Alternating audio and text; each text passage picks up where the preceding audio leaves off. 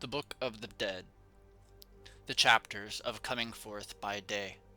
The Egyptian text according to the Theban recension in hieroglyphic, edited from numerous papyri with a translation, vocabulary, etc. by E. A. Wallace Budge. Lit D. Lit FSA, Keeper of the Egyptian and Assyrian Antiquities in the British Museum. London, Kegan Paul. Trench, Trubner & Co. Limited, Paternoster House, Charing Cross Road, 1898. All rights reserved. Preface.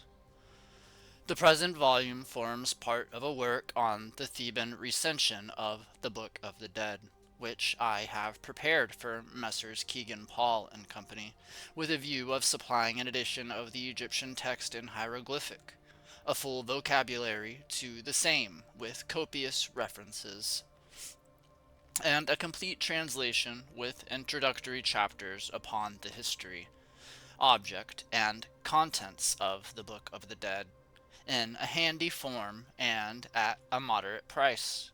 It is the most complete edition of the Theban recension hitherto published, but future discoveries in Egypt may at any moment result in the recovery of papyri containing chapters at present unknown to us.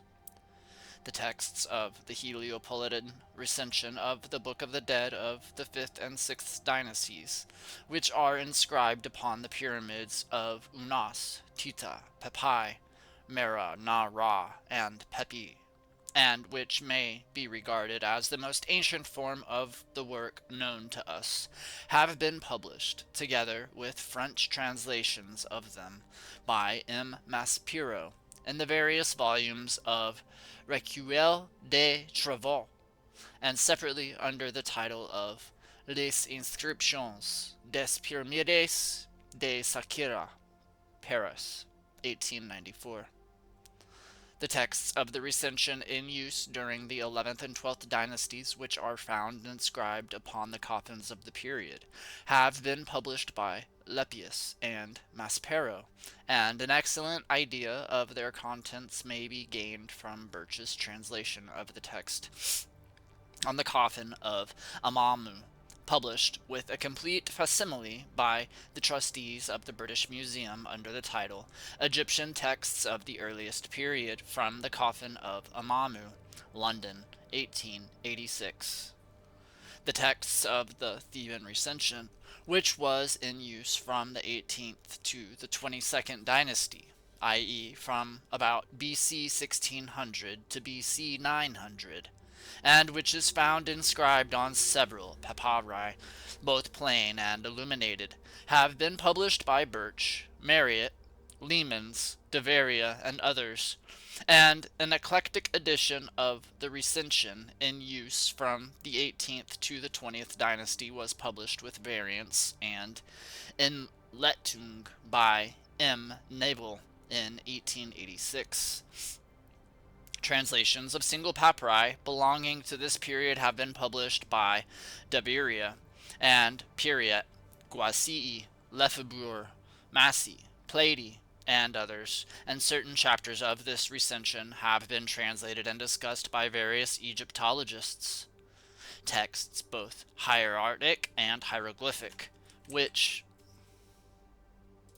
were copied and illustrated for the priests and priestesses of Amen during the 21st and 22nd dynasties, have been published by Birch, Leemans, Lepsius, Marriott, and Maspero, and a fine example of the hieratic MS of the period following, entitled Ritual Funéraire, was published by E. de Roget in 1861. Of the texts which represent the Setai recension of the Book of the Dead, several MSS have been printed and described. The most important of these, however, is the famous papyrus reserved at Turin, of which Lepsius published a good copy as far back as 1842, entitled Das Totenbuch der Ägypter, The Book of the Dead, which was in use throughout the Greco-Roman and Roman periods, is well illustrated by the hieratic texts published and translated by Birch in the Proceedings of the Society of Biblical Archaeology, Volume 7, page 49, for reference, and by Lieblin in his Les Leviers Egyptiens que mon nom Floresi, Leipzig, in 1895. The first to publish a complete translation of any recension of the Book of the Dead was Birch, who, in 1867, gave an English version of the Turin Papyrus in the 5th volume of Bunsen, Egypt's Place in Universal History, pages 123 to 333.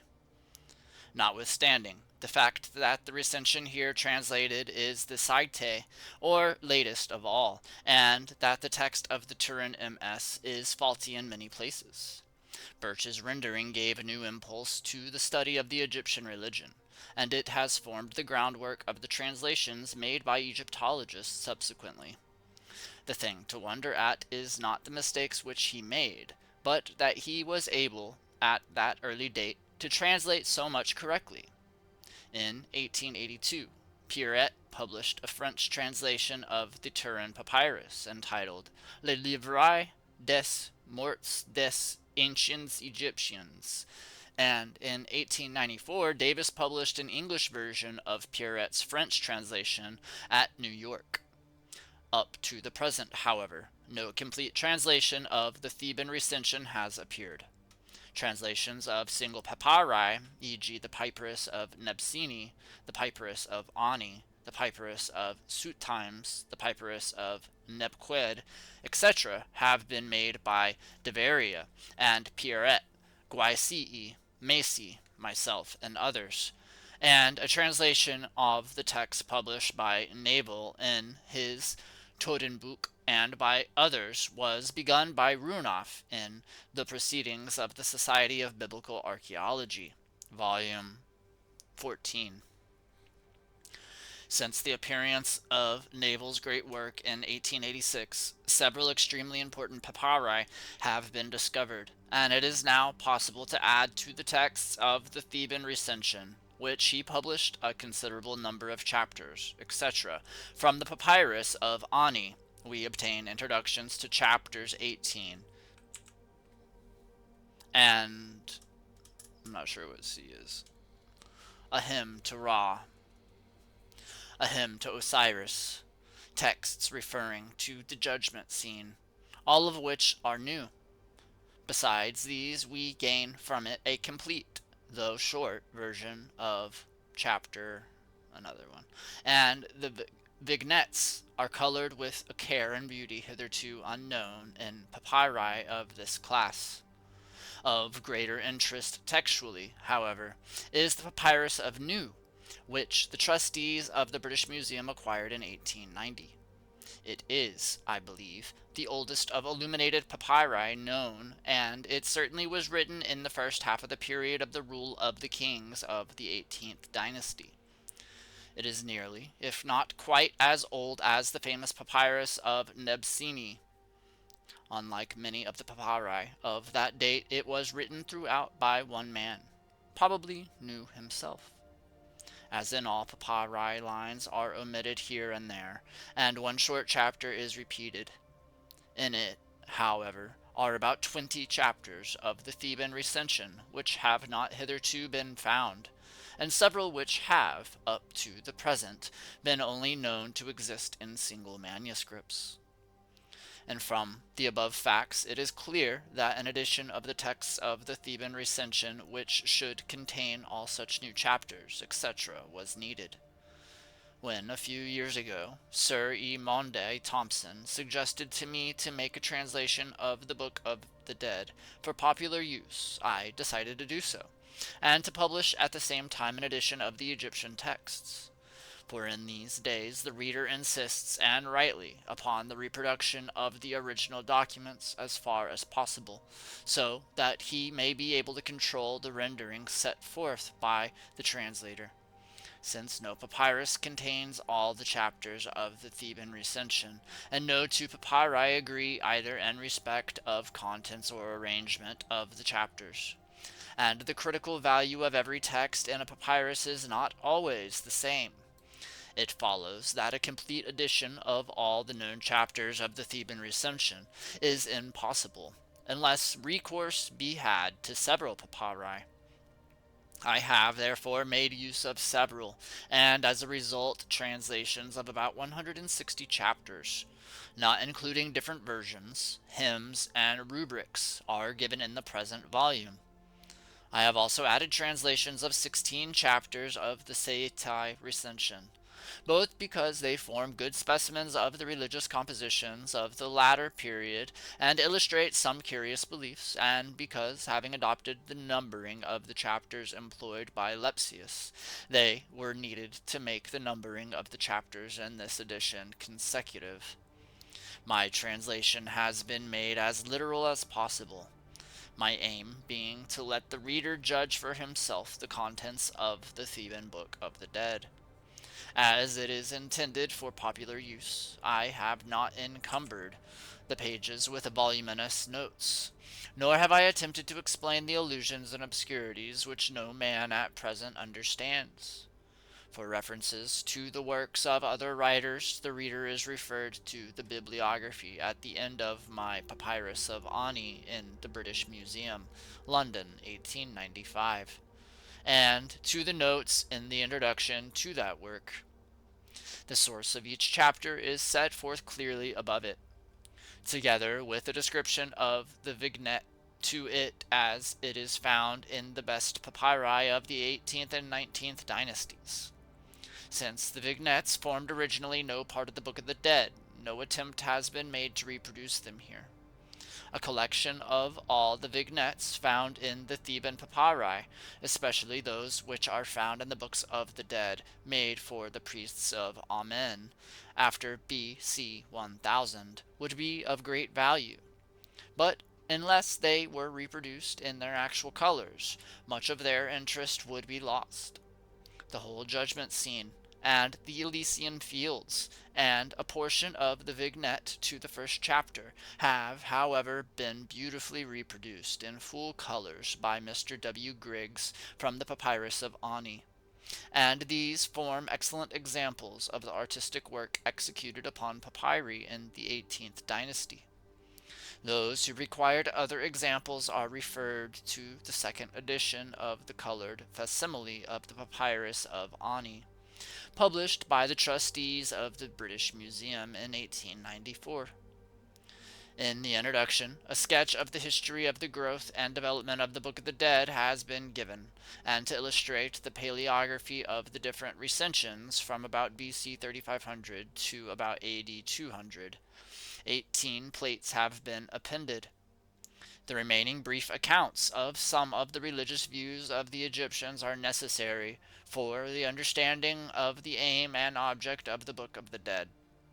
They would have been fuller had space permitted, and I reserve a more detailed description of them for a future work on the Egyptian religion, with the view of shewing how, in the Ptolemaic period and later times, the Egyptians hoped to obtain for their dead all the benefits which were believed to be secured for them by the use of numerous chapters of earlier periods, by means of a work which, though extremely short, preserved all the essential beliefs of the olden time.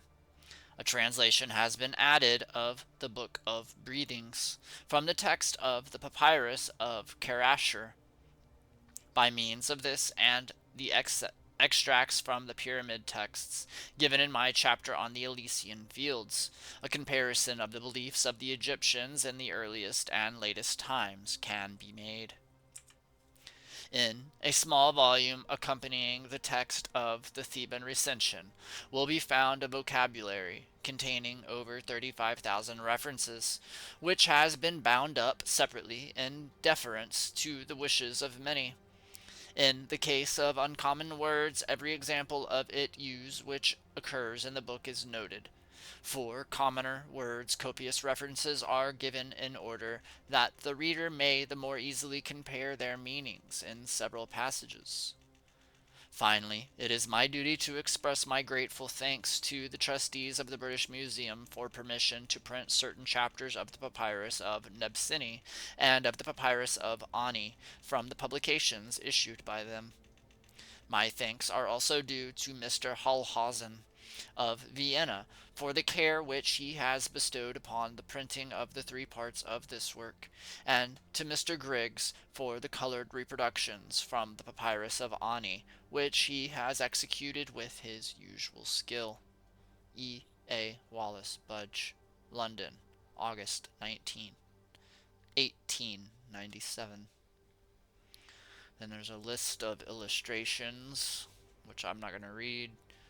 Contents, list of chapters, hymns, etc. List of chapters, list of chapters.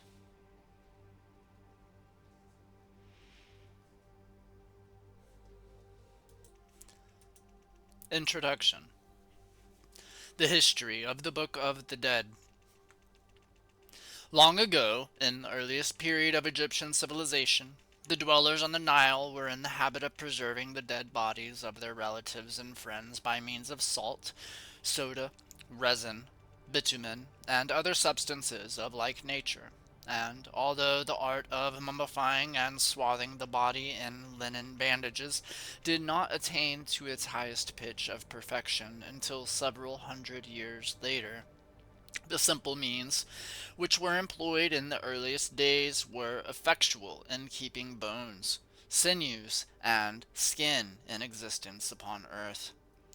The Egyptians embalmed their dead either because they wished to keep their material bodies with them upon earth, or because they believed that the future welfare of the departed depended in some way upon the preservation of the bodies which they had left behind them upon earth.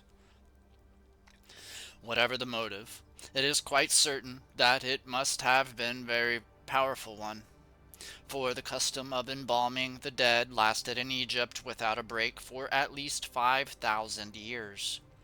It survived all the influence which the Greeks and Romans brought to bear upon the habits and customs of the Egyptians, and only disappeared from the country about 200 years before its conquest by Muhammad's general Amir ibn al-Asai, AD 658.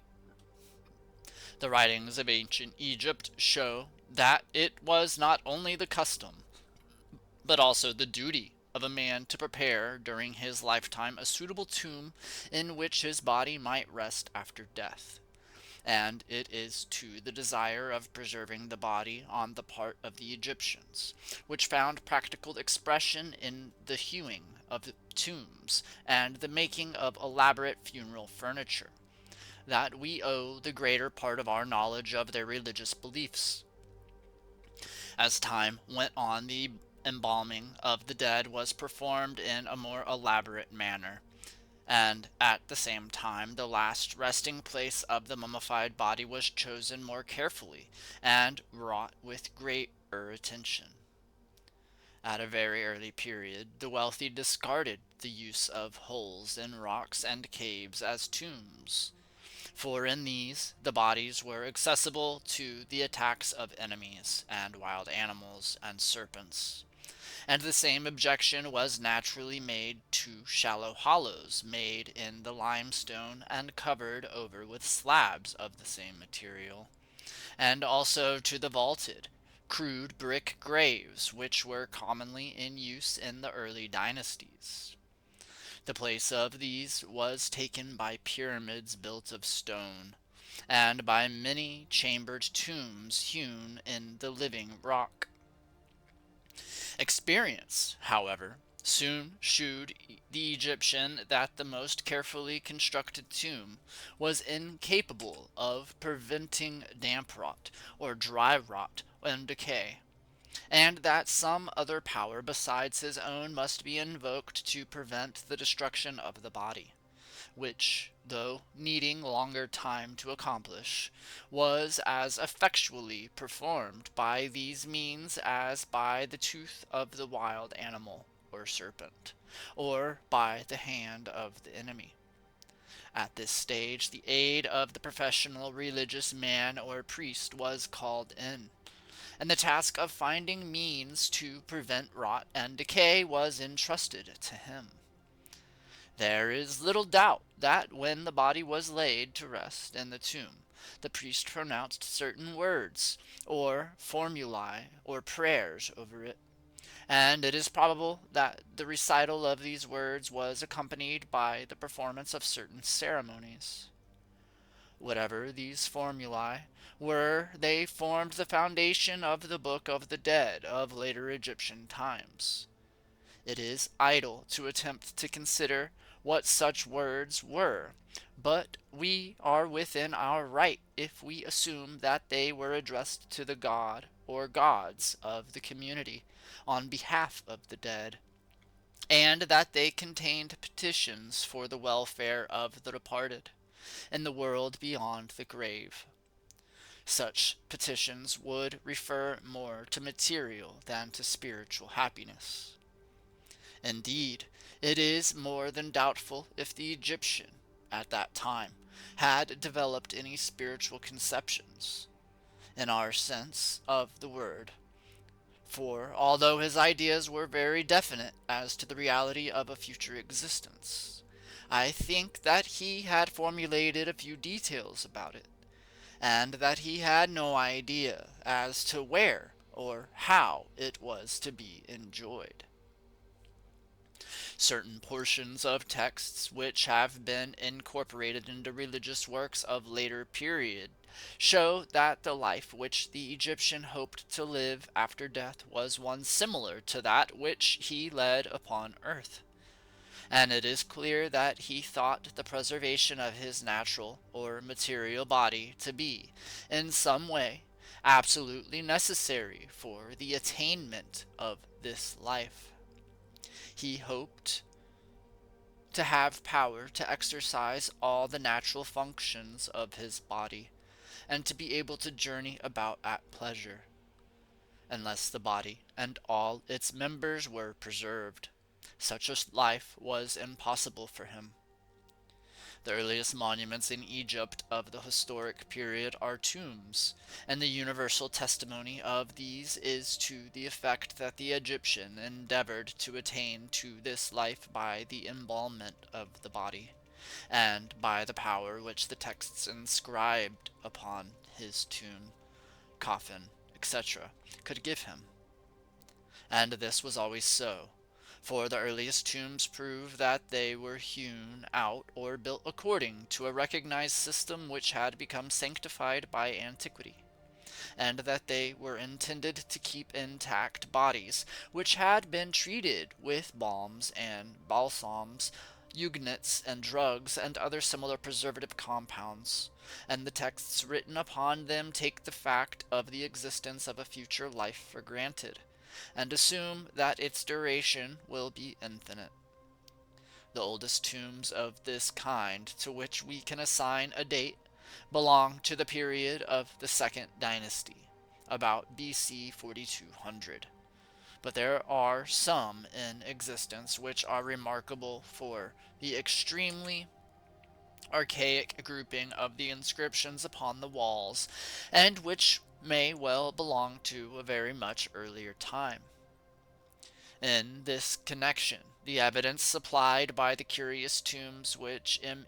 Amon Lenuau and J. D. Morgan have recently excavated at El Amarra, a place situated about 5 miles from Abydos on the west bank of the Nile, is of peculiar interest.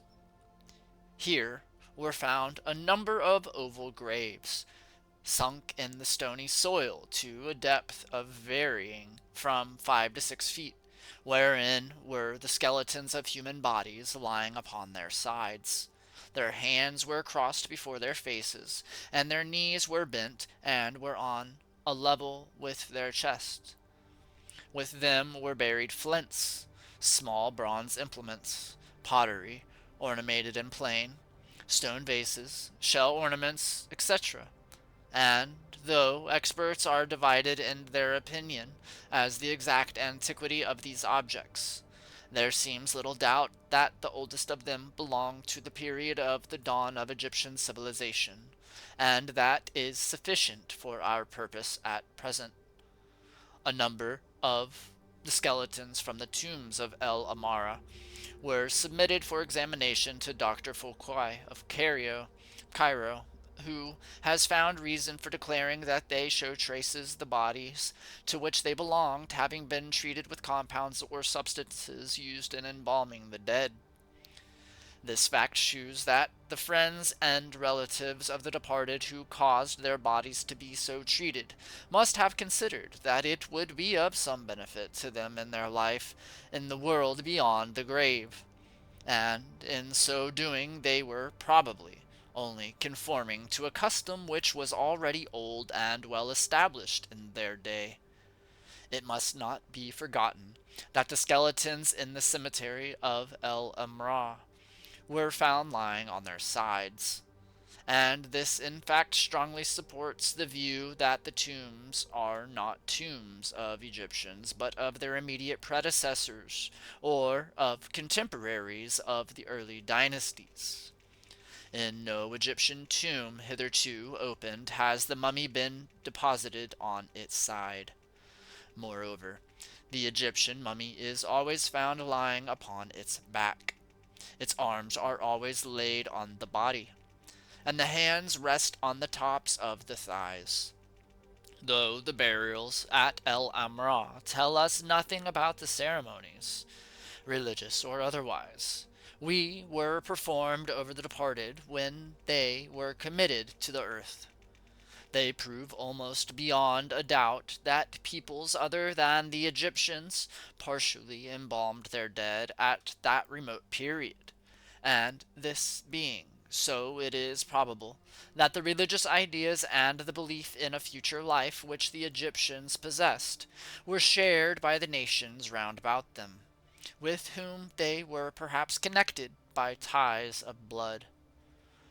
Passing from prehistoric times of which we know little, and that little imperfectly, we come to the tombs of the first four dynasties, which shew that a great development in the religious ideas and funeral ceremonies has taken place since the first of the graves at El Amra was dug.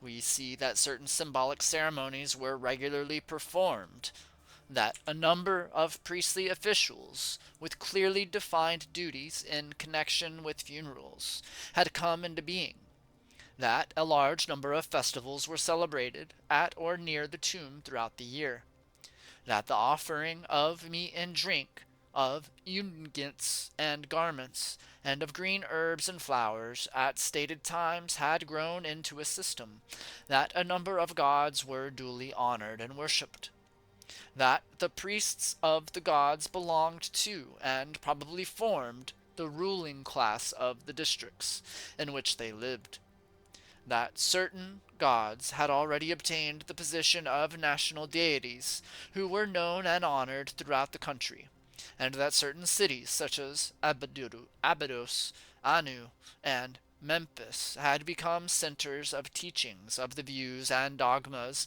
which their respective priests had adopted and modified, or had themselves evolved. It is quite certain that certain priestly officials lived and died, for the texts on their tombs bear witness to this fact, and if the official lived, then the office to which he was appointed existed, and if religious books, of the readings of which during the funeral was necessary for the welfare of the departed, had not existed, men would not have been appointed to read them. At this time, we find that certain priests called priests of the Ka were duly appointed, and that they performed their ministrations in chapels of the Ka, which were attached to the tombs of kings and wealthy men. This shews beyond a doubt that the doctrine of the existence of a double of a man had been evolved, and the masking of offerings to it at stated intervals at the tomb proves that it was believed to dwell therein, and that material meat and drink were necessary for its well-being. This is important also as indicating that the offerings were not consumed by the deceased himself, however needful the ceremony of offering them might be for his general welfare. Similarly, the sufferings, death, and resurrection of Osiris were all well known in the period of the early dynasties, and it is probable that he became the type of the resurrection of man in Egypt, long before the religious texts which assume it and which call him the god and king and judge of the dead passed from oral tradition to inscribed papyrus. A study of the religious texts of all periods proves that the great fundamental religious idea of the Egyptians remained unchanged from the earliest to the latest historical times, and it seems that they must have been received by the early Egyptian priests in much the same form as that in which they handed them on. The doctrine of immortality and everlasting life and the belief in the resurrection of a spiritual body are the brightest and most prominent features of the Egyptian religion. They survived all the theological theories and speculations of the various schools of religious thought in Egypt, and to them generations of men clung with a firmness and tenacity marvelous to consider. And side by side with these beliefs there flourished the religious texts to which the name Book of the Dead has been given, and they appealed mightily to all, from highest to lowest, for they were believed to give man power in the world beyond the grave, and to enable him to attain to the abode of the blessed, and to gain everlasting life. No amount of research and no discovery as yet yielded any information about the home and origin and early history of the Book of the Dead. It seems pretty clear that, as said above, the first form of all of the Book of the Dead consisted of the words or petitions addressed to the god of the city, or to a collection of supernatural powers, on behalf of the deceased by relatives and friends, and that such petitions referred to material rather than to spiritual things. That they would increase in number and in length as time went on is only what is to be expected, and the nature of their contents also would vary according to the rank and position of the deceased. At first they were recited only and not written down, and it is probable that they existed in this form for a very long period. At length they were done into writing, but this, I believe, only took place when the professional religious men or priests began to be doubtful about the meaning of some of them, and uncertain about the way in which they would be written. The priests wrote them down to preserve them, and thus endeavored to keep, without further corruption, texts which already in their day had become exceedingly old and difficult of understanding. The writing materials which they employed for this purpose are unknown. It is hardly possible that they inscribed their texts upon stone, for had they done so, remains of such inscriptions would certainly have been found ere this. In Egypt, at all events, the commonest writing material was the papyrus, and the hieroglyphic for book or writing, being in the earliest times a roll of papyrus, tied round the middle with a string of the same material. It is probable that religious texts were first written upon papyrus rolls. The syllabary, or alphabet, or both, employed by these early scribes would probably be hieroglyphic or pictorial, but no specimen of it has come down to us. It is not likely that the signs used for writing the texts would be wholly alphabetical or wholly syllabic, for in the earliest inscriptions known to both kinds are used. Where and by whom the texts of the Book of the Dead were composed is also unknown. There is no good reason for assuming that they are the offspring of the minds of the Libyans or dwellers of Central Africa. They cannot be the literary product of savages or Negroes. There is no evidence to shew that they are of Semitic origin, and the general testimony of their contents indicates an Asiatic home for their birthplace. Certain of the ideas expressed in the earliest form of the Book of the Dead known to us are gross and brutal, but they were retained rather by the conservative spirit of the Egyptians than by any belief in them. Their reverence for ancient writings and customs is too well known to need comment here. That such texts should suffer modification as time went on is only to be expected, but we may be sure that the original purpose of them remained unchanged, and that all really essential ideas and beliefs of a fundamental character found expression always in the same way.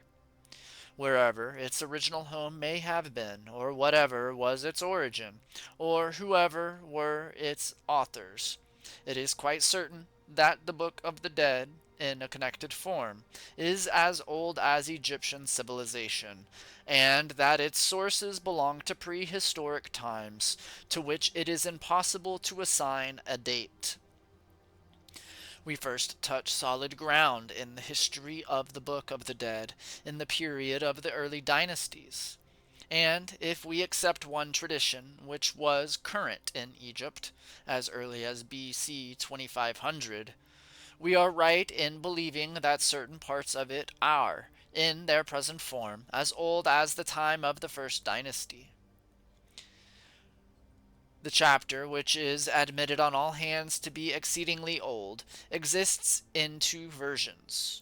The rubric to one of these declares that the chapter is as old as the time of Hespti, the fifth king of the first dynasty, about BC 4266, and says that it was found beneath the Henu boat by the foreman of the builders, and the rubric to the other states that it was found at Hermopolis, inscribed upon a block of iron stone, by Heratatuaf, the son of Khufu or Cheops, the second king of the ninth dynasty, about BC 3733, when he was inspecting the temples throughout the country. These opinions find expression upon coffins of the 11th and 12th dynasties, and in papyri of the best period, that is to say, from about BC 1600 to BC 1000. And though one makes out the chapter to be some 600 years older than the other, both agree in assigning to it a date which is coeval with the early empire. It is difficult to know what is exactly meant by the word found. It may, of course, mean that a stone slab bearing the text of the chapter was discovered whilst certain repairs or alterations were being carried out in the temple of the god Thoth at Hermopolis. Or it may mean that the chapter was edited in some way by Khufu's son, Herituaf. The latter explanation is certainly the more probable, for we know from other sources that Heratutaf was a learned man, and that he was the author of various literary works, which enjoyed a considerable reputation. On the other hand, the ancient custom of ascribing the works of unknown authors to famous men may have already been in vogue. Of the Book of the Dead of the second, third, and fourth dynasties, we know nothing. and no copies of any part of the recension then in use have come down to us. The texts on the tombs of the priests of that period shew that funeral ceremonies were performed in accordance with the instructions contained in the rubrics to the various chapters of the Book of the Dead, and the existence of collections of religious texts stands assured.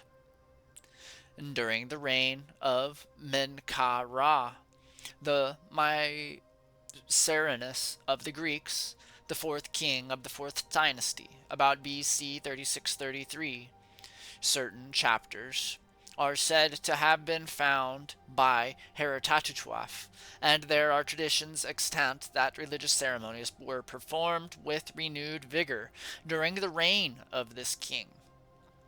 On the coffin of Men-Kau-Ra are inscribed 2 lines of text which are also found on the walls inside the pyramids of Tita and Pepi I, kings of the 6th dynasty. It would be absurd to suppose that these lines formed the only portion of the text known in the 4th dynasty, and thus we are entitled to assume that the same recension of the Book of the Dead which was known and copied in the 6th dynasty was also known and copied in the 4th dynasty. From the lines on the coffin of Men-Kau-Ra, we learn some interesting facts, namely, that the dead king was identified with the god, that the divine origin of the god was ascribed also to the king, that the life of the king in the world beyond the grave was to be that of a god, that all his foes were to be vanquished, and that he was to become a being possessed of life everlasting.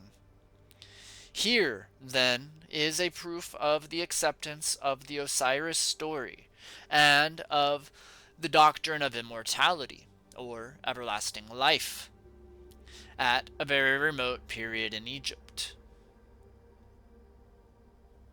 During the period of the 5th and 6th dynasties, a remarkable development took place in the funeral ceremonies performed for Egyptian kings.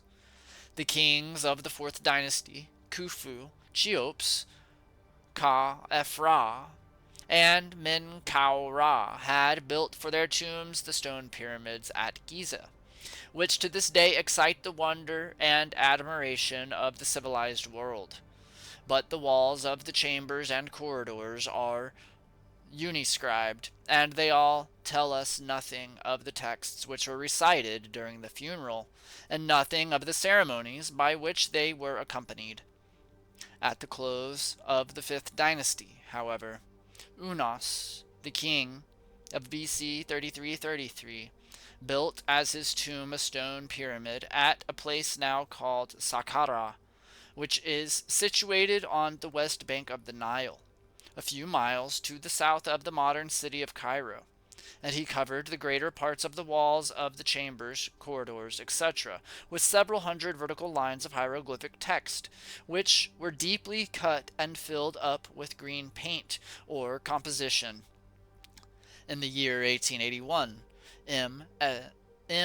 Maspero effected an entrance into this pyramid, and he recognized at once the fact that the inscriptions which he saw before him formed the text of the Book of the Dead, which was in use in Egypt during the period of the 5th dynasty. Continuing his labors in this pyramid field, he opened the pyramids of Tita, Pepi I, Merinra, and Pepi II, kings of the 6th dynasty, who reigned from about BC 3300 to BC 3166, and he found that the texts which covered the walls inside were duplicates, with additions of those which he had already found in the pyramid of Unas. We thus see for the first time a collected series of texts of the Book of the Dead in the earliest recension known to us. This recension may for convenience be called the Heliopolitan, because it bears unmistakable evidence that it was drawn up by the priests of Anu, On or Heliopolis, and that it contains the peculiar views held by the priests of the colleges of the very ancient city. Though 5 sets of extracts from it have come down to us in a tolerably complete state of preservation, we must not assume that they represent all the texts which belong to us. Indeed, the various sections of it which were copied upon funeral monuments and papyri in later times indicate that for all practical purposes its extent was illimitable. How much editing was done to the texts of this recession by the priests of Anu cannot be said, but there is considerable evidence scattered throughout in which shows that they had been edited 2 or 3 times before, and it is clear that we have preserved in it many religious ideas and beliefs which belong to what may be termed strata of religious thought of different periods and dates. Some of them certainly go back to a period in the history of the Egyptians, when they celebrated their triumphs over their enemies in a brutal and savage fashion, and others belong to a time when their ancestors stood but little higher on the ladder of civilization than the barbarous tribes who lived on their western and southern frontiers. The Heliopolitan Recension, Book of the Dead, consists of a series of paragraphs, each of which is introduced by the word recite. Scattered throughout the text are directions to the priests who performed the ceremonies when to make certain presentations of meat, drink, and other objects. In later days, the rubrical directions were written at the ends of the sections, and titles were given to the sections, which henceforth became special chapters, intended to produce certain definite results. An excellent idea of the arrangement of the texts in the pyramids will be obtained from the accompanying page of the hieroglyphic extract, which is taken from the text written for Unas. At the end of the 6th dynasty, the walls of the chambers of tombs built for great and wealthy men were profusely ornamented with texts and scenes, both colored and uncolored, but in none do we find religious texts belonging to the collection which the royal pyramids have revealed to us. It is difficult to account for this except on the score of economy. The wealthy man or owner of large estates caused the scenes which shewed his greatness and affluence to be vividly depicted on the walls of his tomb. But even in the East, where time has always been of little value and labor cheap, the difference between the cost of cutting several hundred lines of hieroglyphics in limestone and filling them up with paint, and the cost of painting a number of agricultural and other scenes in tempera, must have been very considerable. In the former case, the texts had to be set out by the artist, and then carefully cut by the skilled mason. And it must not be forgotten that the copy from which the artist worked may have been in hieratic or cursive characters, in which case the difficulties of the work would be increased. In the latter, the artist's work was limited to broad outline which could be quickly drawn, and the filling in of the colors was an easy matter. During the interval between the day of the 6th dynasty and the beginning of the 11th, we know nothing of the fortunes of the Book of the Dead, and it is not until we come to the middle or end of the 11th dynasty that we find other copies of the work. Of the history, too, of the period of the 7th, 8th, 9th, and 10th dynasties, very little is known. And though in certain districts in Upper Egypt tombs of considerable size and beauty were built, yet no striking development in the funeral texts seemed to have taken place, or if it did, we have no record of it, belonging to the 11th and 12th dynasties. However, we have a number of coffins of considerable importance for the study of the Book of the Dead. They may be roughly divided into 3 classes. 1. Those which are painted to represent funeral chambers or tombs. 2. those which are almost plain outside, but covered inside with texts in the hieratic or cursive Egyptian character. And 3. Those which are inscribed both inside and out.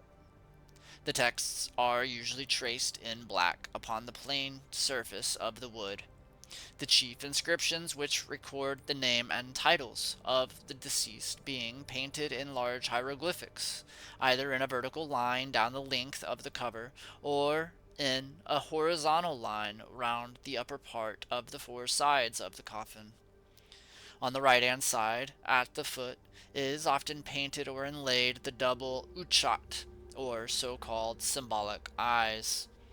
Plates 1 and 2 illustrate as far as possible without the use of colors the arrangement of the text on such coffins.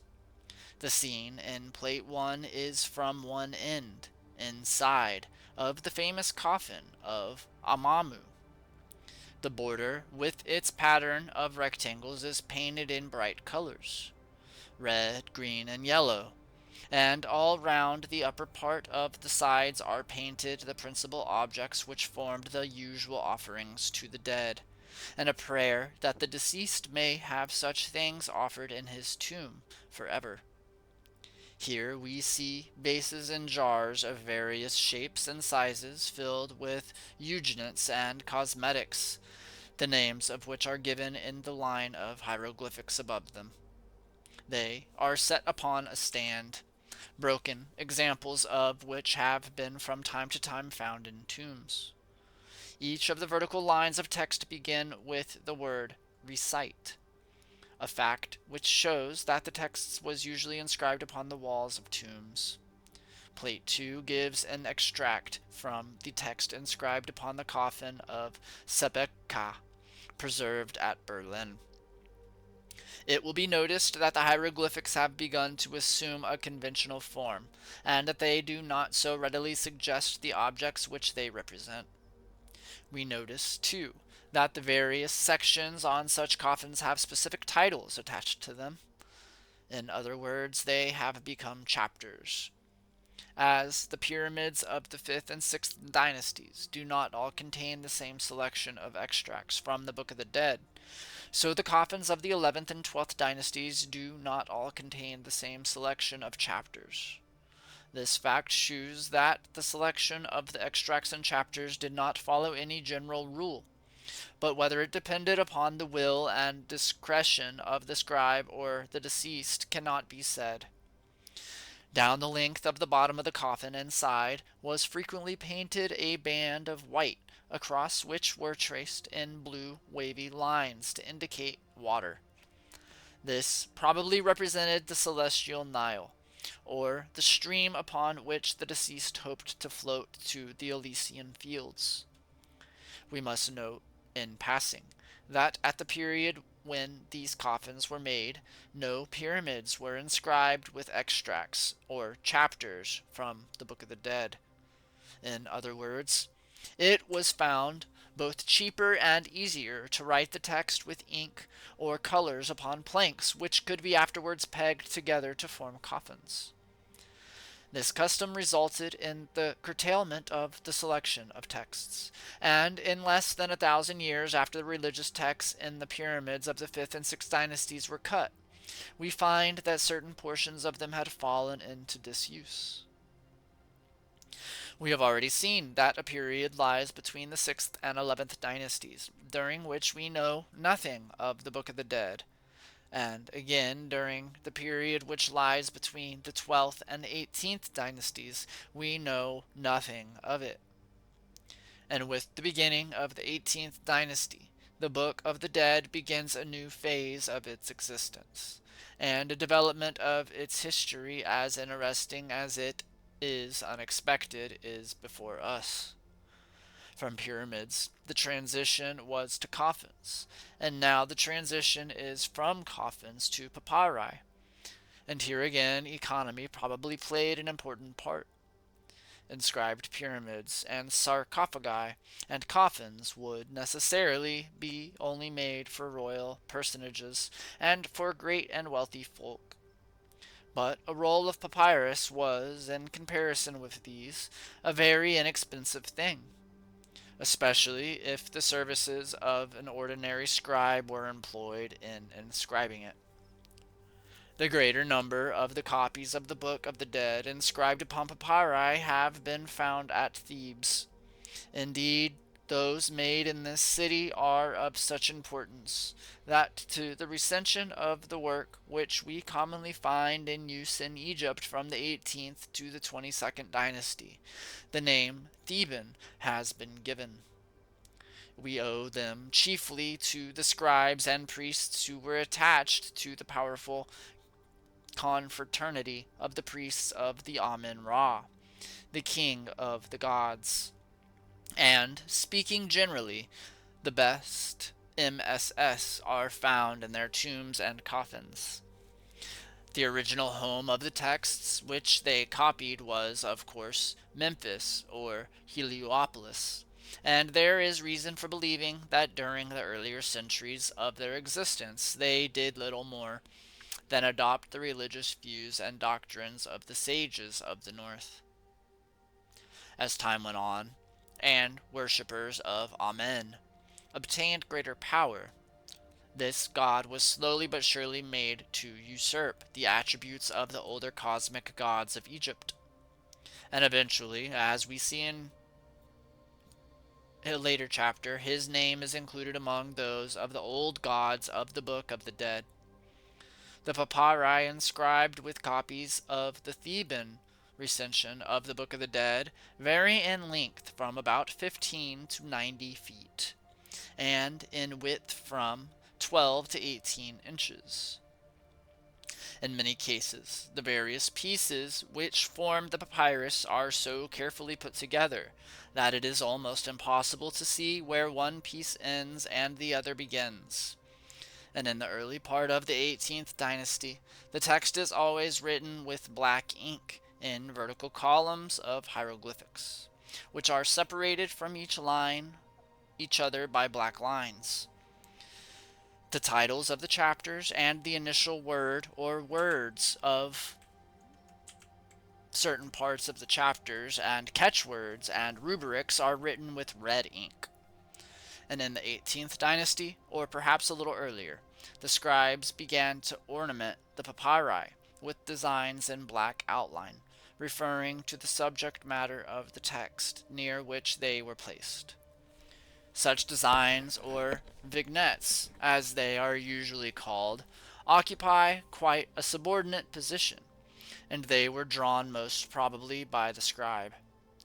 Little by little, however, they increased in number, and it became the fashion to illuminate them with bright colors, greens, reds, and yellows. In the 19th dynasty, the unilluminated papyrus became the exception, and the vignettes flourished at the expense of the text. An idea of the beauty of a fully colored papyrus of the best period may be gained from the frontispiece to this volume and from the plates which face pp 19 and 170, and plates 3 through 8 will illustrate the characteristics of good MSS of the 18th and 19th dynasties, except as to color.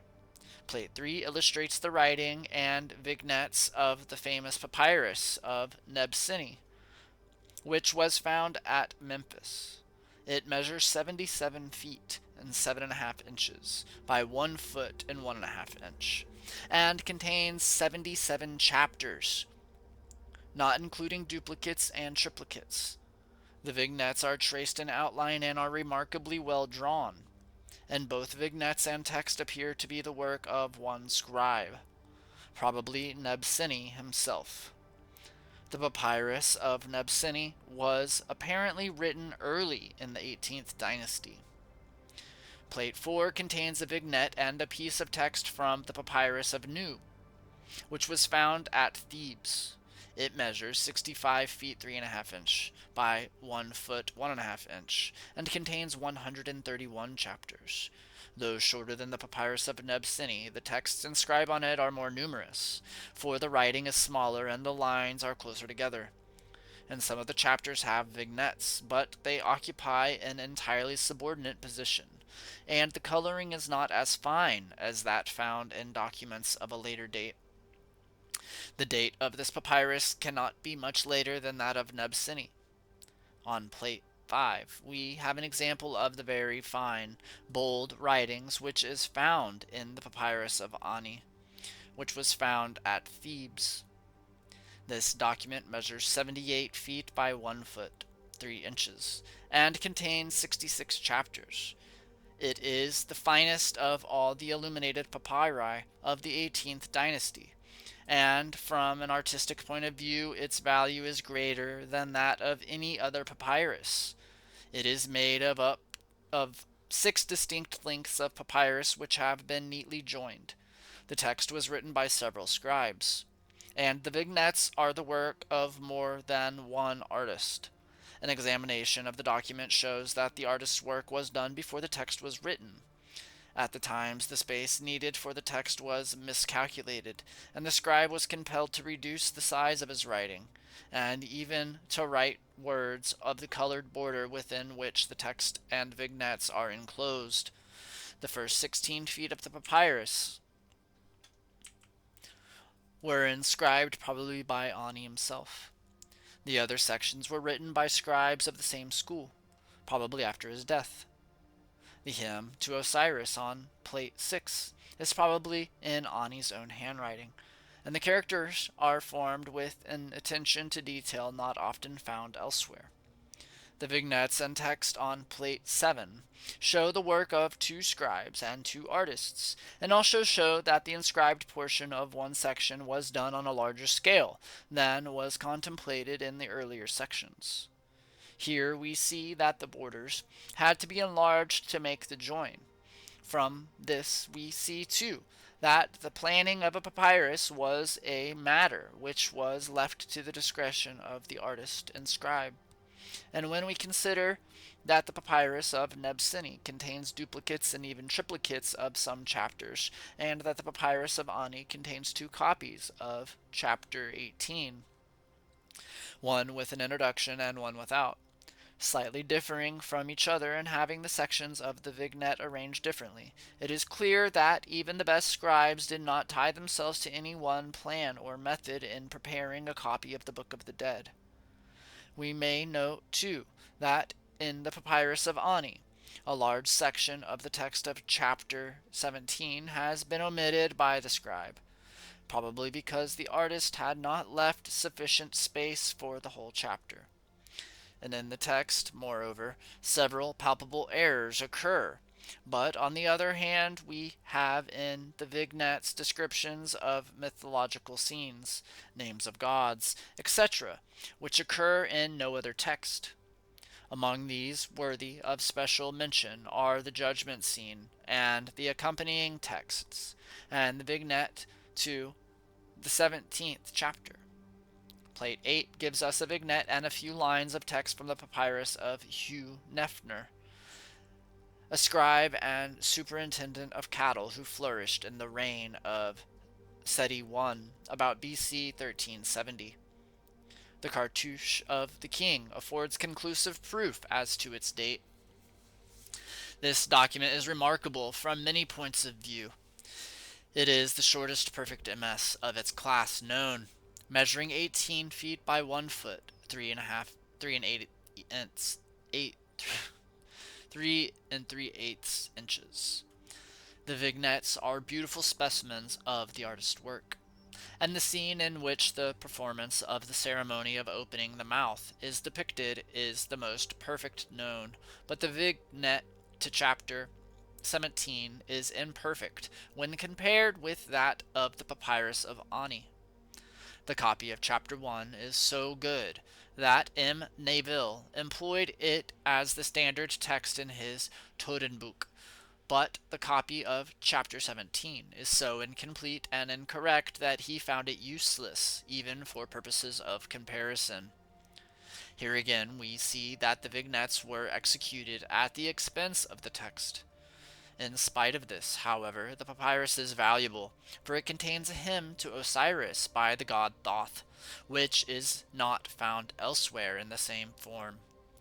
The text is written in a good, bold hand, but with little attention to the details of the characters, and the judgment scene exhibits many peculiarities, both in respect of text and arrangement.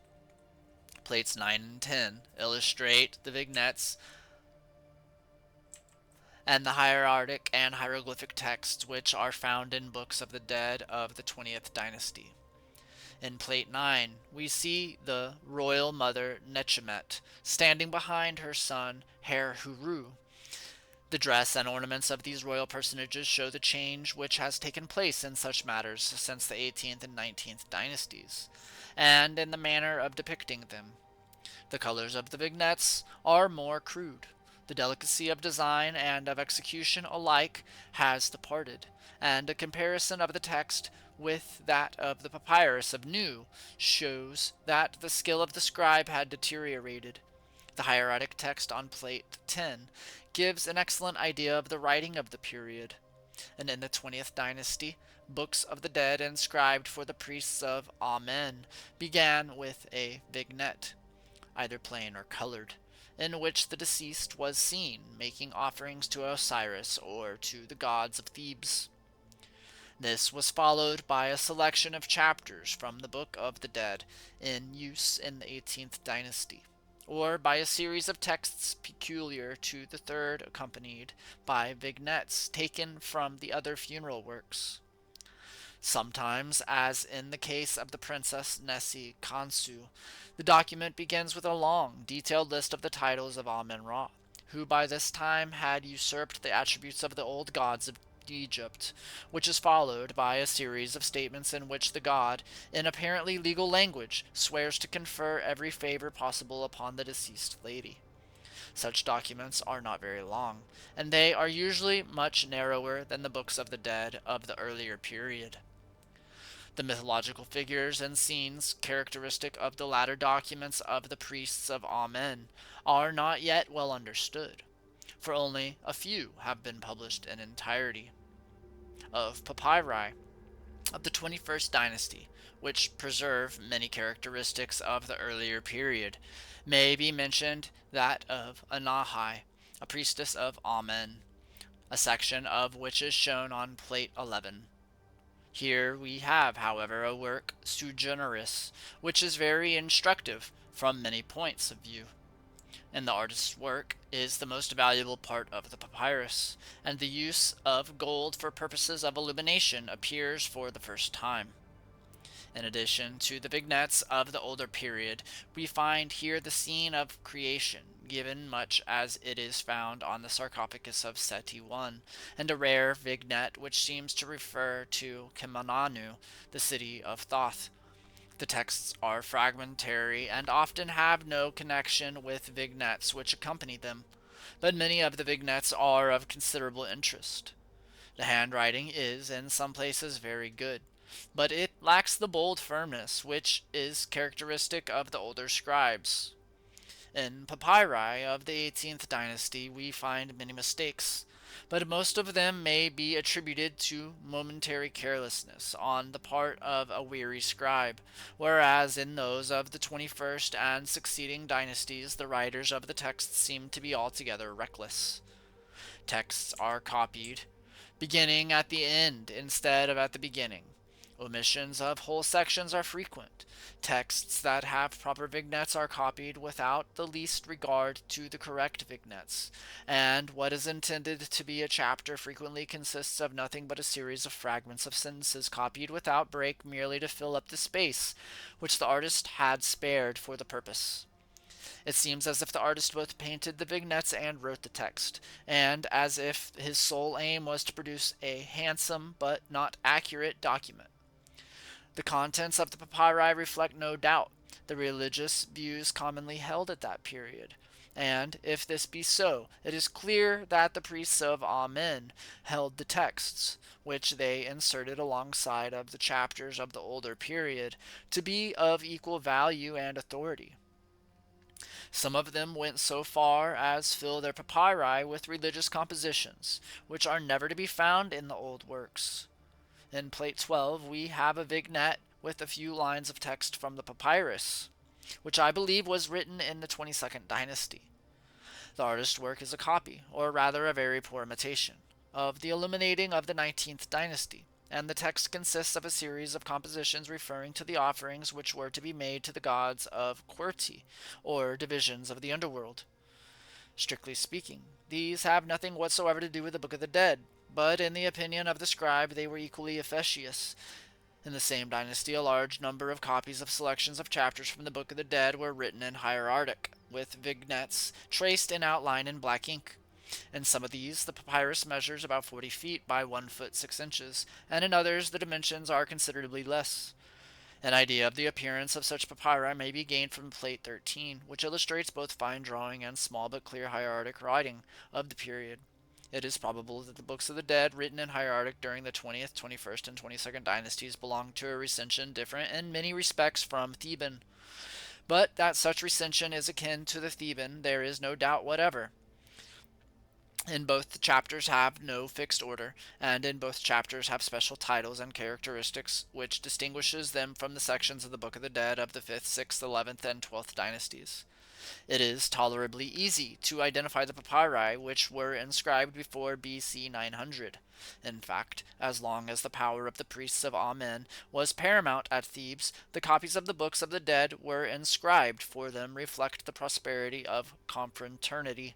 But when it became necessary for the priests to hide at Deir el-Bahari the mummies of the kings and queens who had been their greatest benefactors, and troublous times came upon them, everything relating to the rites and ceremonies connected with the dead suffered, and the relatives and friends of the dead were obliged to do for them not what they would, but what they could.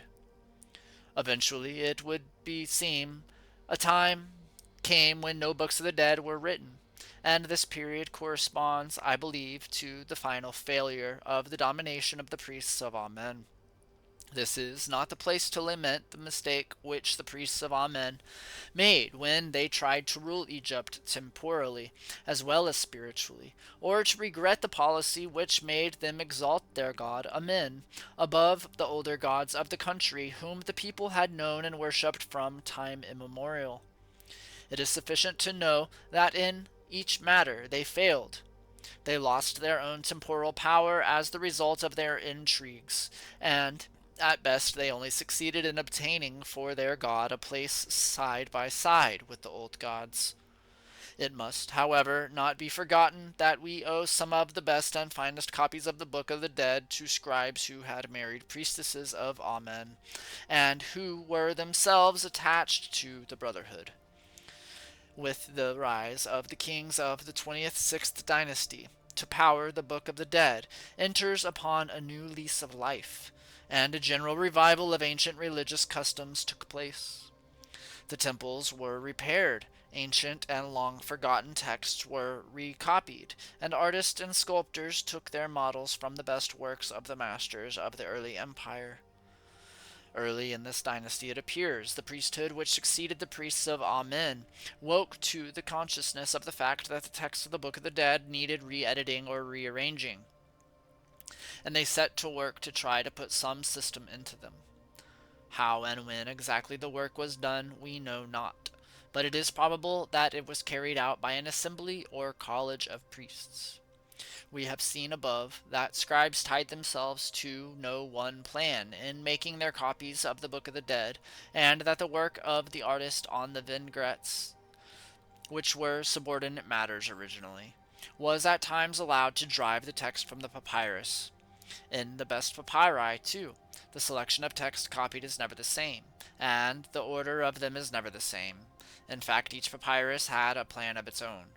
These things the priests of the 26th dynasty tried to correct, and the result of the labors was a recension of the Book of the Dead, which is usually called the Psaiti. A number of papyri are extant, and which are inscribed therewith, and an examination of them shows that the chapters follow a certain order, and that although the papyri vary in length, the selection of chapters being not as full in some of them as in others, this order has few exceptions. Each of the early recensions of the Book of the Dead known to us exhibits peculiarities which reflect the religious views of the time when it was written, and the Saitai recension is not an exception to the rule, for included in it are 4 chapters, which have no counterparts in papyri of the older period, and they are remarkable also for containing a number of foreign words. It has been suggested that these chapters are of Nubian origin, and if so, it would be interesting to know the circumstances under which they were inserted in the Book of the Dead. It is difficult to identify with certainty the papyri which were actually written during the 26th dynasty, but MSS written in the period immediately preceding the Ptolemaic are not difficult to recognize. Plate 14 gives 14 lines of text and part of a vignette from a document of this class, and shows what a well-defined class it is. The text is written with black ink in vertical columns of spidery hieroglyphics separated by black lines, and the vignettes occupy small spaces above it. The vignette of the sunrise or sunset, the judgment scene, and the Elysian fields occupy the whole length of the papyrus. Sometimes the vignettes are all mixed together, but even when colored, they lack the artistic appearance and good work of the illuminated papyri of the 18th, 19th, and 20th dynasty. The recension in use in the Ptolemaic period is well illustrated by Plate 15, which is reproduced from Lesbius's edition of the Turin Papyrus. This papyrus is probably the best and longest MS of the class known. The selection of chapters is remarkably full.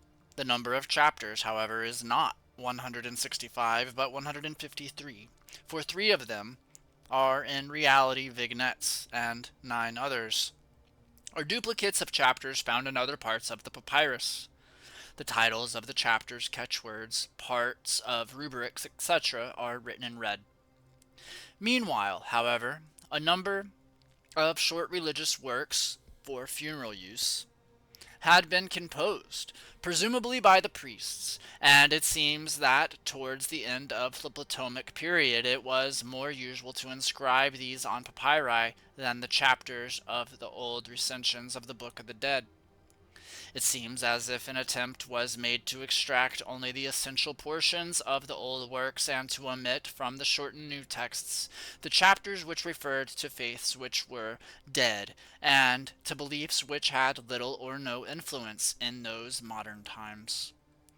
Added to this, the knowledge of such matters must have disappeared from the community long before the Ptolemaics ruled the land, and though the belief in the resurrection of the spiritual body and in life everlasting beyond the grave retained its power over the people as firmly as ever, most men had no knowledge whatever of the text which their forefathers, who were dead and gone, imagined to be necessary for the attainment of the same.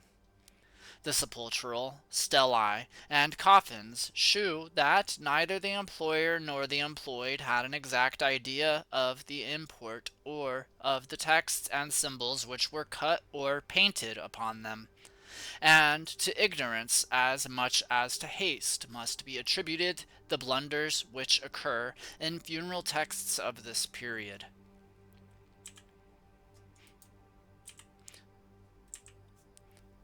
Here and there we find an attempt to preserve vignettes and text of the old period along with the modern work, and a good example of this class of document is the Papyrus of Kerasher, a portion of which is reproduced on Plate 16. Here we have a representation of the judgment scene, crude alike in color and detail, a part of the vignette of the first chapter of the Old Book of the Dead, a number of the pylons discussed in chapters, and 2 horizontal lines of hieroglyphics, which contain prayers reflecting those of an earlier period. No MS could more clearly show how little knowledge of the old book of the dead remained in the hands of the scribes at that time. Artistic skill, moreover, had sunk very low, for it will be noticed that the censer which the white-skirted priest is carrying before the bier, and which he was supposed to carry in his hand, is almost as long as he is high. The colored portion of this papyrus is followed by 3 columns of text in hieratic, which form the work entitled She in Sensen, or Book of Breathings.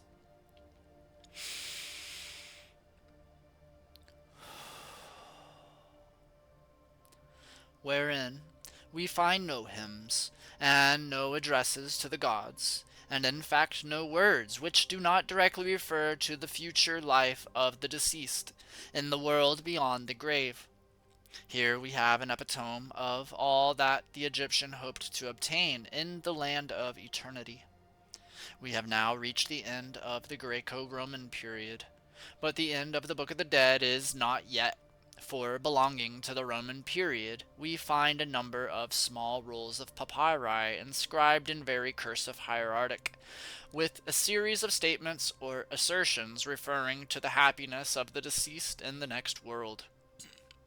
Such papyri have no vignettes, and as for the texts, both hymns and chapters of the old Book of the Dead in any recension are as absent from them as if they had never existed. The aim of the writer of such documents was not to glorify the gods, but to secure the goods of the next world by means of the smallest amount of writing possible, and at the least expense. On plate 18 is reproduced a portion of papyrus of this class, and a comparison of it with the earlier plates in this book will shew at once the change which had come over the Book of the Dead. What form the Book of the Dead took in the early centuries of the Christian era cannot be said, but it seems not to have died out utterly, for selections from it are found copied upon the outer and inner swathings of mummies and upon coffins of the Roman period, and on a coffin in Paris, which was probably made about the end of 2nd century of our era, are written a number of texts which are as old as the time of the pyramids at Saqqara, and this fact proves that when such documents were needed, originals from which to copy them could always be found. There is good reason for assuming that the art of making mummies was practiced until the end of the 5th century of our era, and there is no doubt that in certain places the belief that the preservation of the natural body was absolutely necessary for the growth, development, and existence of the spiritual body existed in full force until a much later date. It is not possible to assign a date to the period when the decay of the Book of the Dead began, but it is probably contemporary with the advent of the Greeks in Egypt. Up to that period, Egypt may be described as the home of a nation that was given up entirely to the care of the dead and to the consideration of the future life. A few of its kings were soldiers in the true sense of the word, but it is a striking fact that the temples and tombs of Egypt are the chief monuments of one of the oldest and greatest civilizations of the world. A tottering religion would be rudely shaken by the invasions of the country by Assyrians, Persians, Greeks, and others, and the permanent occupation of Egypt by Greeks and Romans would continue the work which frequent disturbances throughout the country had begun.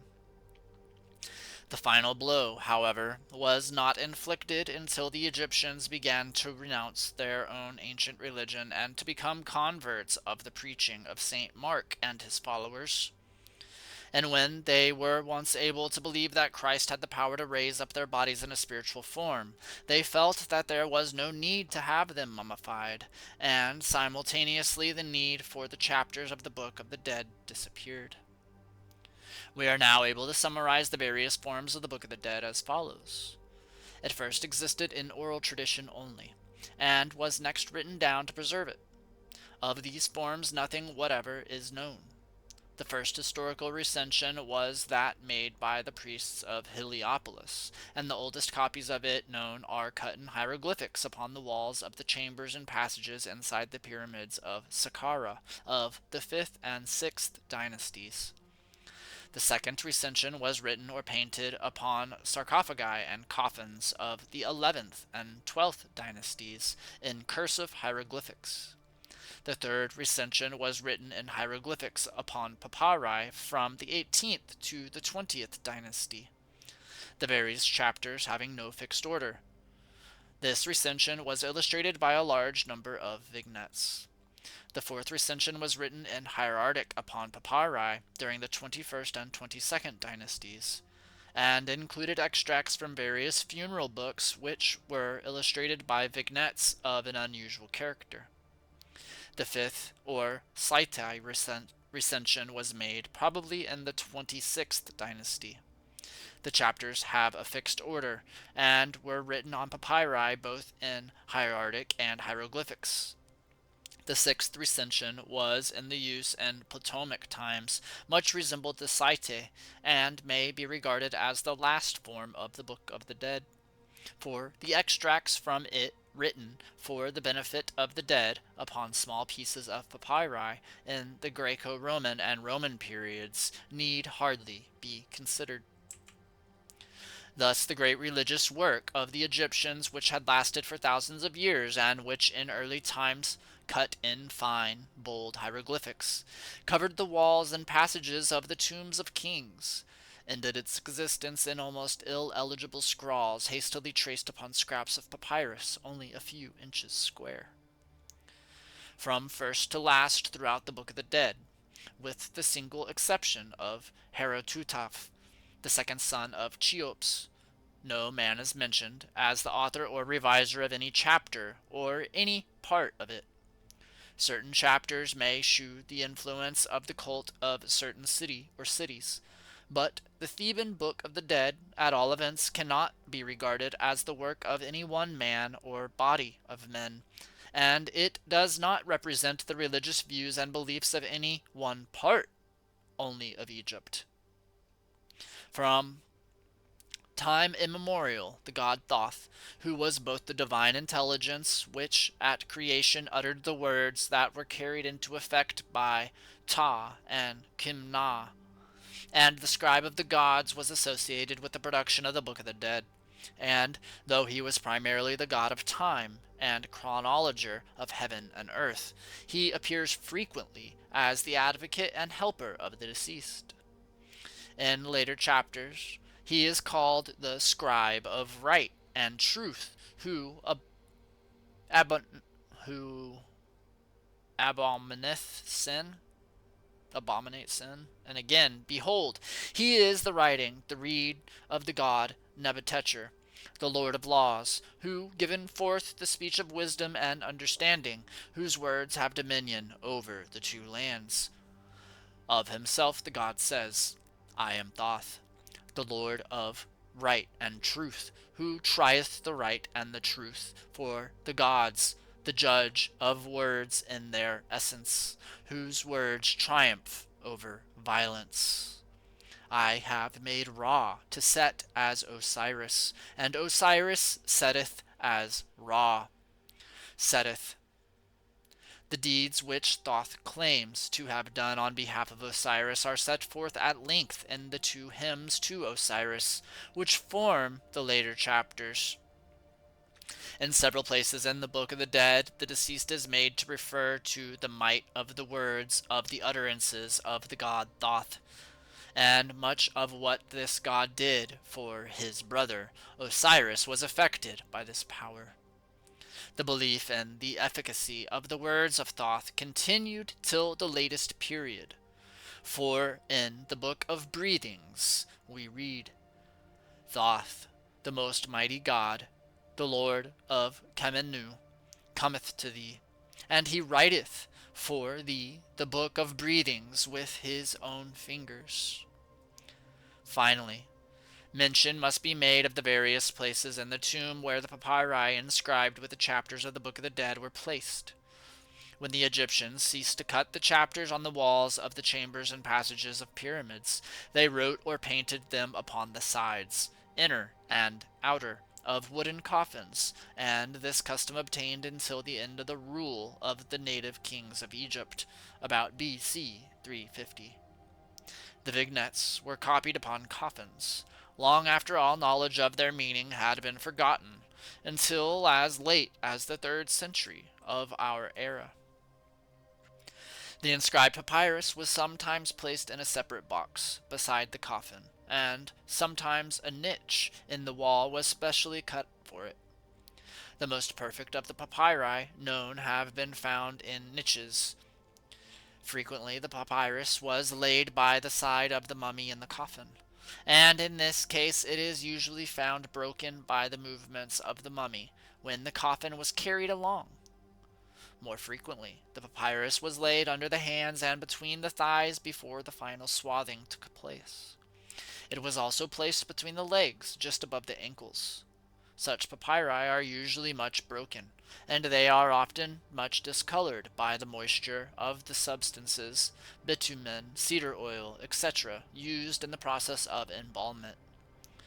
In the time of the greatest power of the priests of Amen, in the 21st dynasty, large wooden figures of Osiris, standing upon a pedestal, were made to serve as cases for the papyri, which were tightly rolled up and tied, and pushed up inside the figures through holes in the bottom of the pedestals. In later times, about BC 300, the figures were made solid, and vertical cavities were cut in the backs of them to hold the papyri. Still later, in the Roman period, when the papyri came very small, they were laid in cavities in the sides of the pedestals, which also contained mummified portions wrapped in linen of the bodies of the persons for whom they were made. Over the mummified remains, which are placed in the upper parts of the pedestals, we often find small models of sepulchral chests or coffins surmounted by figures of Anubis and hawks. The figure of the god above is no longer that of Osiris simply, but it represents the triune god Ptah Seker Asur, the god of the resurrection, and has all the attributes which belong to the ancients gods Ptah and Sekur. In this trinity, the creator of the world, the sun, and Osiris as god of the dead were represented. Some think that Ptah in this trinity represents the personification of the period of incubation which follows death and precedes the entry into eternal life. The exact position of Sekur cannot be definitely described. He is usually depicted as a mummified body with the head of a hawk, and he sometimes holds in his hands the emblems of power, rule, and sovereignty which belong to Osiris. He is said to be the incarnation of the Apis bull at Memphis.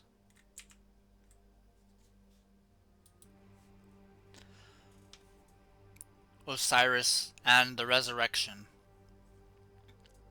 Introduction. It will be noticed in reading the translation of the Book of the Dead given in this volume that the deceased is always identified with the god Osiris, and that he is frequently called by the god's name. And if the religious texts written for the benefit of the dead in all periods be examined, it will be found that from the 5th dynasty to the latest times Osiris is always regarded as the king and god of the dead, and that Egyptian writers always assumed the identity of the blessed dead with their god. Thus, in the text inscribed on the pyramid of Unas, the writer identifies the king with the god Osiris, and says to the god Tem, O Tem, behold thy son, this motionless Osiris. Thou hast given him that whereon he may live. If he liveth, this Unas liveth. If he dieth not, this Unas dieth not. If he perisheth not, this Unas perisheth not. If he begetteth not, this Unas begetteth not. If he begetteth, this Unas begetteth. And throughout the religious literature, the deceased always claims that whatever was done by the gods for Osiris should also be done for him by them. The hymns addressed to Ra and other great gods dwell more on the majesty and power which they exhibit in heaven and upon earth than upon their goodness to man. But with Osiris, the case is different. And it is evident that in the earliest period he was regarded more in the light of a god who could be known, and who was known more or less personally, if we may use the word. And he was, of all the gods, the one singled out to receive the petitions of mankind for everlasting life. It is impossible to say when Osiris began to be regarded as the god of the dead, and it is only from brief allusions that any history of him can be formed. Throughout the Egyptian texts, it is assumed that the god suffered death and mutilation at the hands of his enemies, that the various members of his body were scattered about the land of Egypt, that his sister wife Isis sought him sorrowing and at length found him, that she fanned him with her wings and gave him air, that she raised up his body and was united unto him, that she conceived and brought forth a child, Horus, and that he, Osiris, became the god and king of the underworld. In the legend of Osiris as given by Plutarch, it is said that he was murdered at the instigation of Typhon, or Set, who tore the body into 14 pieces, which he scattered throughout the land.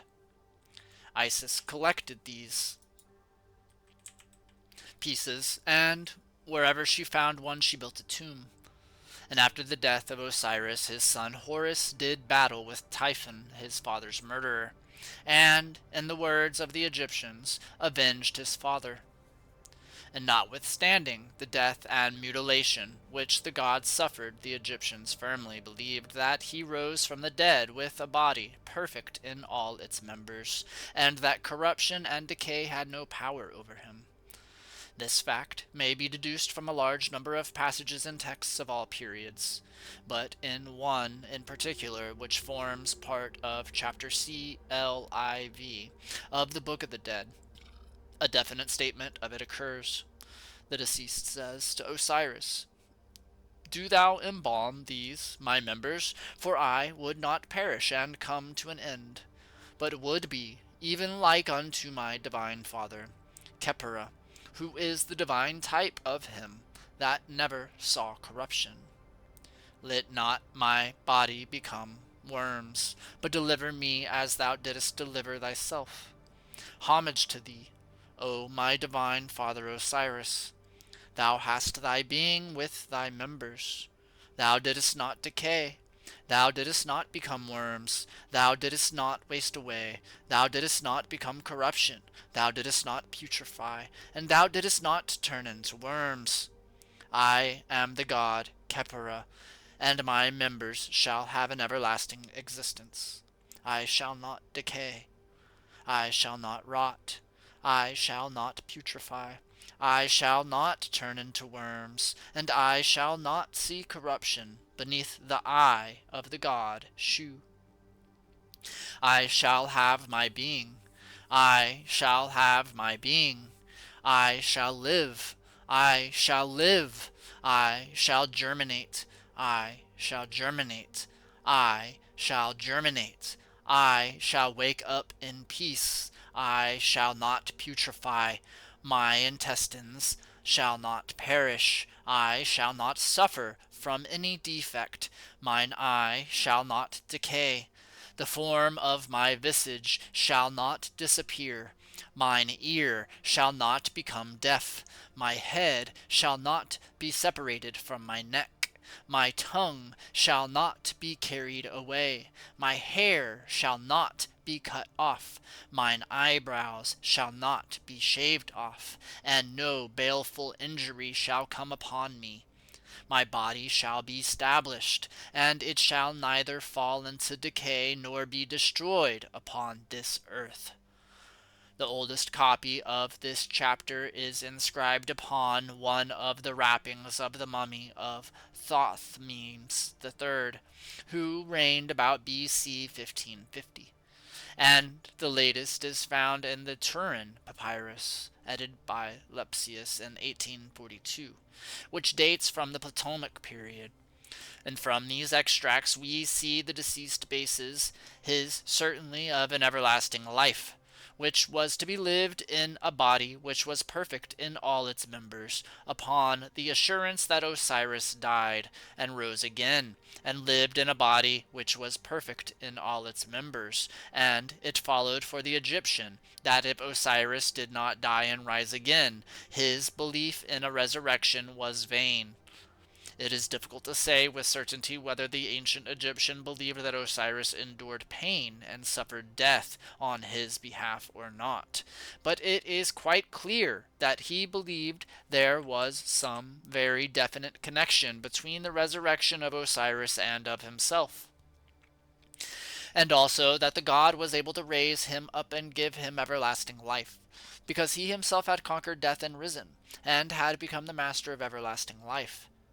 And if the legend of Plutarch, which states that Osiris was once a man who lived upon earth, really represents an Egyptian belief, we may perhaps conclude that the manhood which was common to the god and to the suppliant supplied the reason why the prayers which are put into the mouth of the dead are always addressed to Osiris. At all events, closer personal relations existed between man and Osiris than between man and any other god. Moreover, for countless generations, he was the type and emblem of the resurrection, and, relying upon his power to give immortality to man, untold generations lived and died.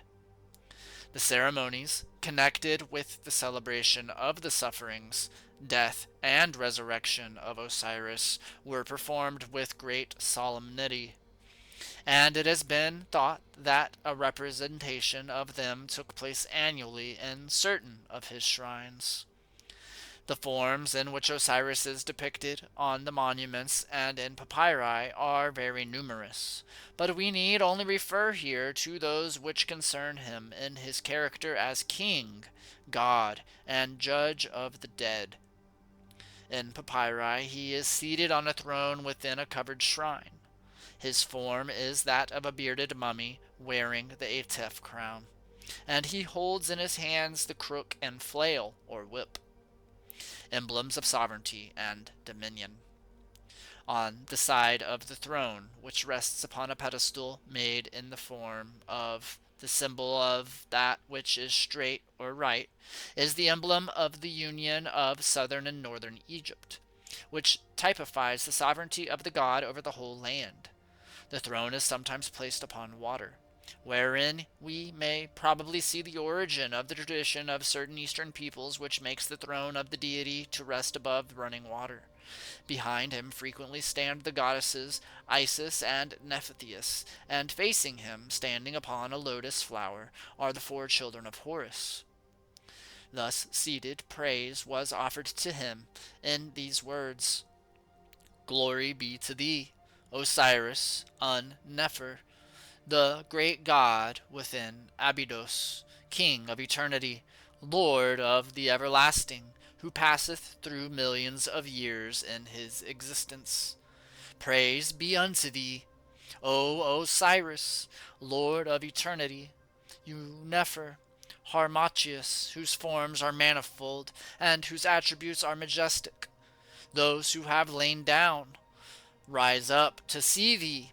They breathe the air, and they look upon thy face when the disk riseth on its horizon. Their hearts are at peace, inasmuch as they behold thee, O thou who art eternity and everlastingness. In an address to Osiris by Thoth, which forms the later chapter of the Book of the Dead, he is said to be the governor of those who are in the underworld, and to make men and women to be born again.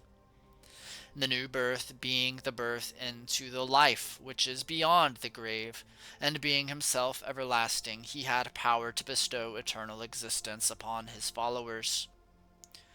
Concerning the form in which Osiris rose from the dead, and the texts are silent, and nothing is said as to the nature of his body in the underworld. that he dwelt in the material body which was his upon earth, there is no reason whatever to suppose.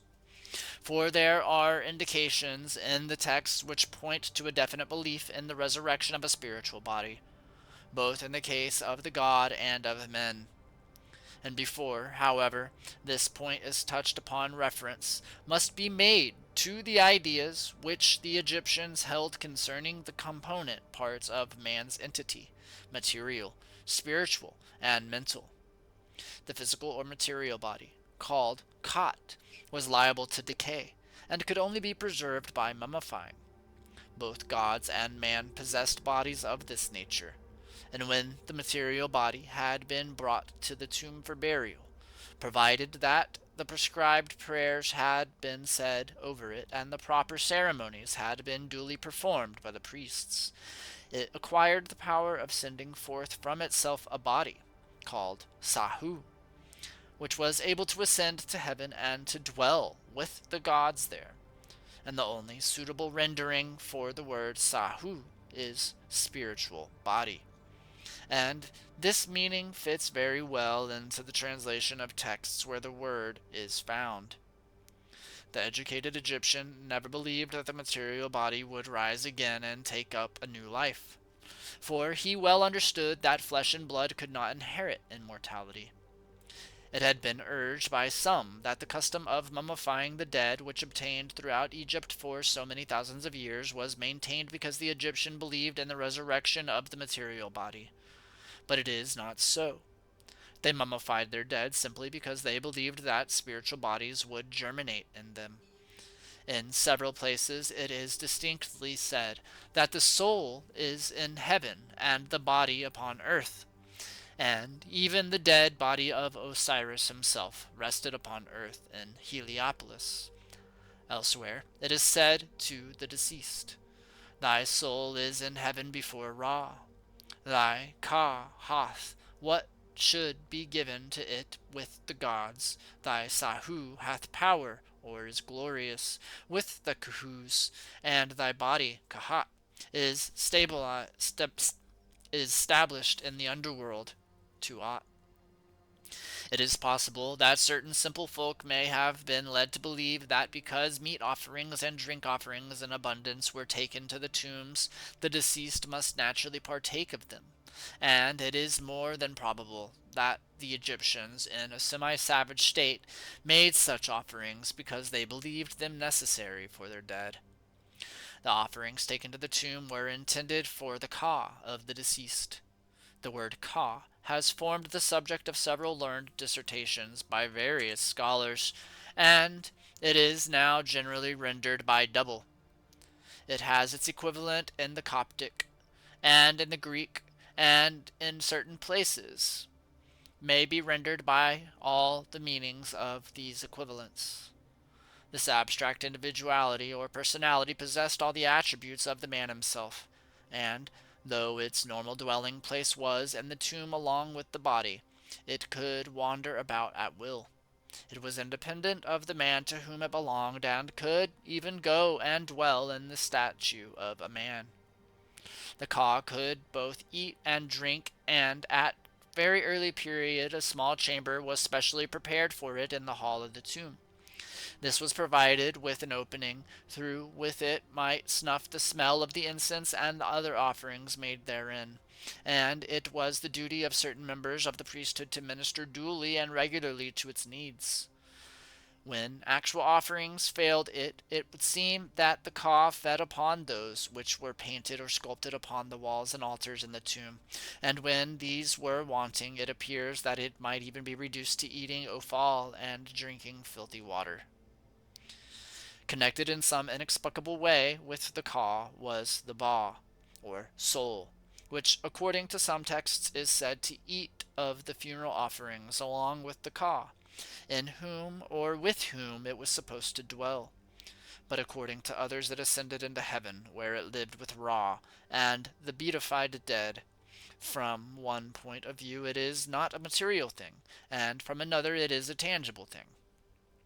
It is depicted as a human-headed hawk, and in a vignette in the papyrus of Nebqet, It is seen flying down the funeral pit bearing air and food to the mummified body, lying in the mummy chamber to which it belongs. The Ba could leave its place in heaven and visit the body whenever it pleased, and it had power to assume any form which it pleased. Certain of the characteristics of the Ba were shared by the heart, Ab, which was believed to be the source of both life and of good and evil in man. The preservation of the heart was the first importance, and several chapters of the Book of the Dead were composed with the object of keeping it out of the clutches of the stealers of hearts. In the judgment scene, it is one member of the body which is singled out for special examination, and the large numbers of heart amulets which are preserved in the national collections of Egyptian antiquities testify to the anxiety which the Egyptians felt as to its security. With the Ba, or soul, the Kabit, or shadow, is often mentioned, and it seems to have been nourished by the offerings which were made in the tomb of the man to whom it belonged. It had an existence apart from the body, and, like the Ka, or double, it could wander wherever it pleased. An interesting passage concerning the shadow is found in the later chapter of the Book of the Dead, where the deceased prays, "O keep not captive my soul. O keep not ward over my shadow. But let a way be opened for my soul and for my shadow. And let them see the great God in the shrine on the day of the judgment of souls. And let them recite the utterances of Osiris, whose habitations are hidden, to those who guard the members of Osiris, and who keep ward over the Khus, and who hold captive the shadow of the dead, who would work evil against me." Another integral part of a man was the Khu, or shining, translucent covering of the spiritual body, which dwelt in heaven with the gods. It is difficult to explain its exact relationship to the double, and the soul, and the heart, and the shadow, but in certain passages in which the word occurs it seems as if it had some close connection with the soul, for it is mentioned along with it. In several passages, both in early and late texts, the Sekhem of a man is mentioned with the Ba, or soul, and sometimes with both the Ka, or double, and the Ba. One of the meanings of the Sekhem is form or statue, but another meaning is power, and it seems as if the Egyptians conceived the idea of the power or vital force of a man living with him in heaven. The gods were supposed to possess doubles and souls and shadows and hearts and Khus, but it is doubtful if they were endowed with Sekumu. It is probable that they were not. Many of them were themselves Sakumu, or powers. There remains now but one attribute of a man to mention, and that is the Ren, or name. In Egypt, a man took the most extraordinary precautions to prevent his name from being blotted out, for it was the common belief that unless the name of a person were preserved, he ceased to exist. Already in the pyramid texts, as Dr. Weidemann has pointed out, we find the deceased making supplication that his name may flourish, literally germinate, along with the names of Tem, Shu, Seb, and other gods, and the same desire is expressed in texts from the 6th dynasty down to the Roman period, when we find that a number of papyri were inscribed with invocations to one or more gods, with the sole object of making to flourish the names of those for whom they were copied. The Ren, or name, had some close connection with the Ka, or double, as may be seen from the passage in the text of Pepi 1. Thus we see that the Sahu, or spiritual body, the Ka, or double, the Ba, or soul, the Ab, or heart, the Khu, or shining form, the Sekhem, or vital force, and the Ren, or name, and the Kahabit, or shade, were all believed to come into existence after death. And it seems that the various parts which we have enumerated together made up the spiritual body which germinated in the Khat, or material body.